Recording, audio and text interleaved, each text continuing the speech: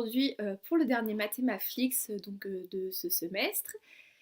Du coup, donc celui-ci, ça sera sur les études de cohorte. Donc voilà. Donc on va commencer par faire un point court sur une différence entre un cas témoin et une cohorte quand vous êtes face à un énoncé. Donc quand vous êtes face à un énoncé, il va falloir regarder en fait en premier votre point de départ. Donc si vous partez des malades ou des non-malades, ça sera un cas témoin. Si vous partez du facteur d'exposition, ça sera une cohorte. Donc je vais donner des exemples. Pour le cas témoin, donc si vous partez des malades ou des non-malades, on va vous dire on a 500 cancers du poumon, 500 personnes qui n'ont pas le cancer du poumon, puis on remonte dans leur passé pour savoir s'ils ont eu une exposition ou non au tabac par exemple.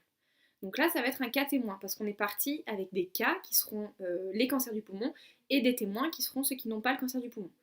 En revanche, si on dit on prend 500 personnes qui fument, puis 500 personnes qui ne fument pas, puis on regarde s'ils développent un cancer du poumon, dans ce cas-là, c'est une cohorte parce qu'on va suivre, on va partir du facteur d'exposition, puis on va suivre s'ils vont avoir la maladie ou non.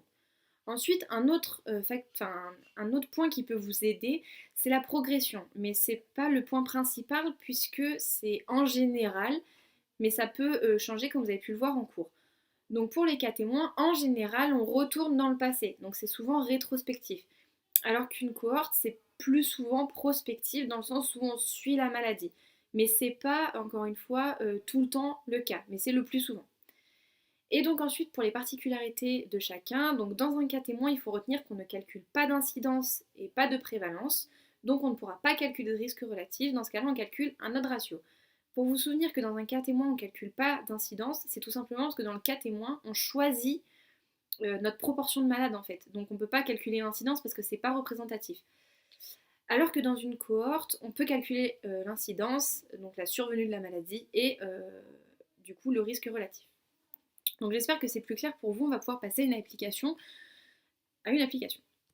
Donc du coup là je vais vous lire l'énoncé. Donc vous êtes médecin généraliste en fin de carrière et vous décidez de voir sur vos patients fumeurs combien ont développé un cancer et de faire de même pour vos patients non fumeurs. Vous avez donc suivi au total 500 patients dans votre carrière. Parmi eux, vous avez eu 190 fumeurs, dont 80 ont développé un cancer, contre 85 chez les non-fumeurs. Donc quand vous avez un énoncé, la première chose à faire, c'est de définir le type d'étude. Donc ça, en fait, les 4 étapes que j'ai vues, enfin que j'ai trouvées, vous pouvez les appliquer pour un cas témoin aussi. Normalement, ça marche. Donc d'abord, vous définissez le type d'étude. Donc vous allez devoir savoir si c'est une cohorte ou un cas témoin. Ensuite, vous faites votre tableau de contingence. Ensuite, vous calculez le risque, relatif ou l'odds ratio. Et ensuite, vous définissez votre association significative ou non. Parce que c'est le but de faire l'étude. Donc, première étape, on définit notre étude. Donc là, en fait, on part du point de départ du facteur d'exposition au tabac. Parce que il regarde sur ces patients combien sont fumeurs et combien ne le sont pas. Et ensuite, combien ont développé un cancer. Et donc là, on peut voir que c'est prospectif parce que c'est combien ont développé. Enfin, on suit la maladie en fait. On regarde combien vont développer la maladie. On n'est pas parti de combien avaient la maladie pour remonter s'ils avaient fumé ou pas. Là, on part des fumeurs et des non-fumeurs et on voit ensuite s'ils ont développé la maladie ou pas. Donc dans ce cas-là, on est dans une cohorte. Ensuite, donc vous allez pouvoir faire votre tableau de contingence. Donc le tableau de contingence d'une cohorte, ça se fait en ligne, alors que le tableau de contingence d'un cas témoin, c'est en colonne. Donc là, en ligne, vous avez A, B, C, D. Donc A, B, C, D. Donc, avec vos données de l'énoncé, vous avez donc un total de patients de 500. Ensuite, vous avez donc 190 fumeurs. Donc ça, c'est l'exposition au tabac. 190 personnes ont été exposées au tabac. Vous avez donc sur ces 190, 80 personnes qui ont développé un cancer. Donc c'est les personnes exposées au tabac qui ont développé un cancer. Et ensuite on vous dit que 85 non-fumeurs ont développé un cancer. Donc dans ce cas-là, on a 85 non-fumeurs, pas d'exposition au tabac, mais qui ont développé un cancer. Donc ensuite avec ces données, on va pouvoir en fait compléter le reste de notre tableau. Donc par addition, 80 plus 85, ça nous fait 165 qui ont eu un cancer. Ensuite, par soustraction, pardon, avec le total, on a donc 335 personnes qui n'ont pas de cancer, 310 personnes qui n'ont pas été exposées au tabac, puis ensuite, encore par soustraction, on a 110 personnes qui ont été exposées au tabac mais qui n'ont pas eu de cancer, et 225 personnes qui ont été exposées au tabac, qui n'ont pas été exposées au tabac et qui n'ont pas développé de cancer. Donc voilà, donc notre tableau de contingence est complété. Donc ensuite, on va pouvoir calculer le risque. Donc, on va avoir besoin du tableau. Donc, on calcule l'incidence cumulée des exposés d'abord. Donc, la formule, c'est A sur A plus B. Donc, en ligne, comme ça. A sur A plus B. Ce qui nous fait 80 sur 190, 0,42. Ensuite, on calcule l'incidence cumulée des non exposés. Ce qui nous fait C sur C plus D. Donc, en ligne aussi, des non exposés. Ce qui nous fait donc 85 sur 310, 0,27. Donc voilà, on a nos deux incidences cumulées. Maintenant, on va pouvoir calculer le risque relatif. Donc la formule du risque relatif, c'est l'incidence cumulée des exposés sur l'incidence cumulée des non exposés. Donc 0,42 sur 0,27, on a 1,56. Ce chiffre, en fait, le risque relatif, ça veut dire que il y a 1,56 fois plus de risque de développer un cancer si on est exposé au tabac, dans cette étude-là. Donc ensuite, dernière étape, on va pouvoir définir l'association significative ou non. Donc pour ça, on va devoir faire un intervalle de confiance. Et pour calculer l'intervalle de confiance, il faut qu'on commence par faire un Qui2 de Mantel à Hensel. Désolée pour l'accent. Donc voilà, c'est une formule un peu moche. Mais en gros, quand vous avez votre tableau, donc vous avez Qui2, donc on a A fois D, donc en diagonale, A fois D moins B fois C. On n'oublie pas le carré, fois l'eau totale moins 1 sur tous nos totaux, lignes et colonnes, multipliés. Donc du coup, on remplace par nos valeurs, donc on obtient ça.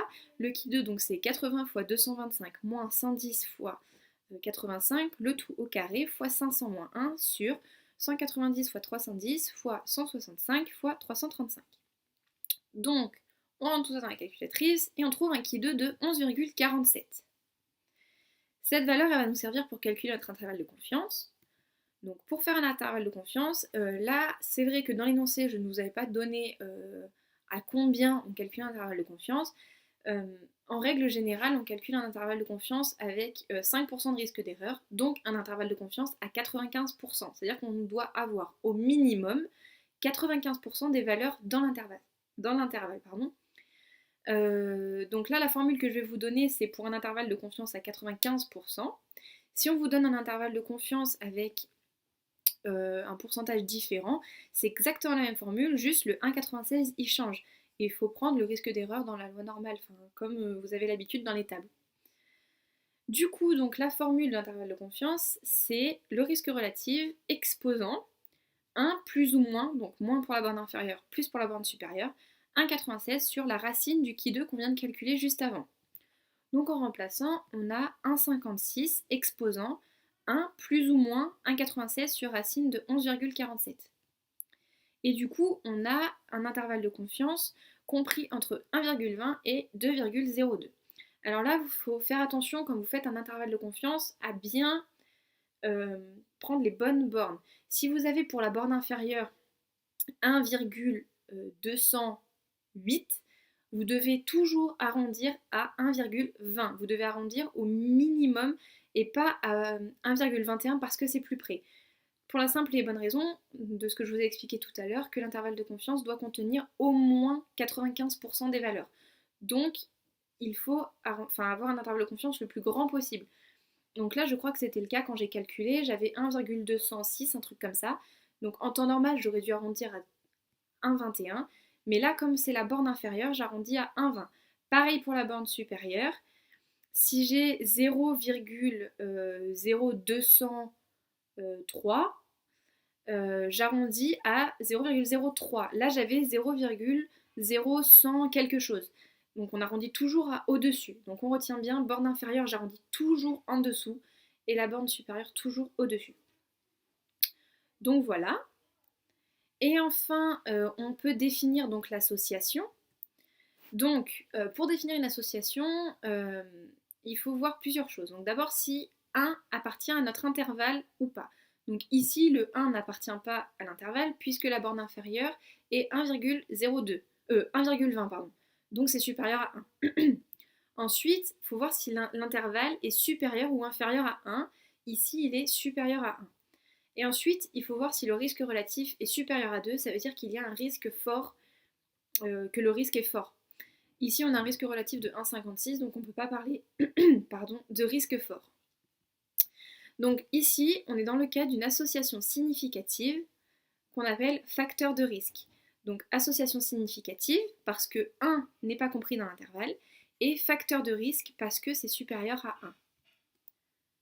Donc voilà, du coup là dans notre exemple, ça voulait dire que le tabac était un facteur de risque au développement du cancer. Donc voilà, j'espère que, voilà, c'est ce que j'ai mis ici. Donc le tabac est un facteur de risque significatif de développement d'un cancer. Donc voilà, j'espère que ce Mathémaflix vous aura éclairé sur les cohortes et du coup aussi pour les cas témoins parce que ça se rejoint sur le point de cours que je vous ai donné au début. Voilà, du coup je vous souhaite bon courage et bonne chance pour la fin de ces révisions et tout le courage du monde pour vos partiels qui arrivent bientôt. Voilà, je vous fais des gros bisous.